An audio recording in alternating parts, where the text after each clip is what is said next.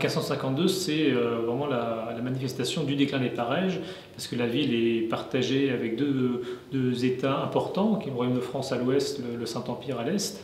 Il y a une lutte entre ces deux ensembles, parce que les Habsbourg veulent contrôler un peu en fait l'Europe, hein, et le Royaume de France fait tout pour l'empêcher.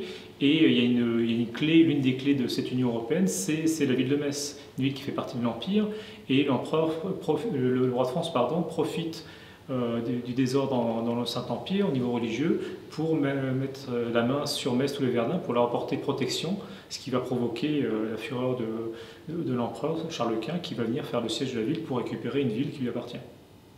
Mais est-ce que les Pareges, à ce moment-là, j'ai cru lire qu'ils avaient voté à une courte majorité pour l'entrée des Français? Les Pareges, à cette époque-là, même la ville de Metz n'a plus les moyens de son indépendance. Il faut qu'elle choisisse soit l'Empire, soit la France. Et Metz est une ville francophone. Les Pareges sont au pouvoir, ont plus d'acquaintance avec le roi de France. Et en 1552, le choix est fait de la France. Mais il y aurait eu un autre maître échevin, deux échevins en vue. Peut-être qu'un autre choix aurait pu être fait. Est-ce qu'ils ont le sentiment, au moment où ils font rentrer les Français à Metz, que leur oligarchie se termine? La puissance des Pareges, elle se réduit parce que de par les mariages, de par le temps qui passe, il n'y a plus autant de familles qu'au départ. Donc ils ont du mal à renouveler les postes, ils ont du mal à se reproduire finalement.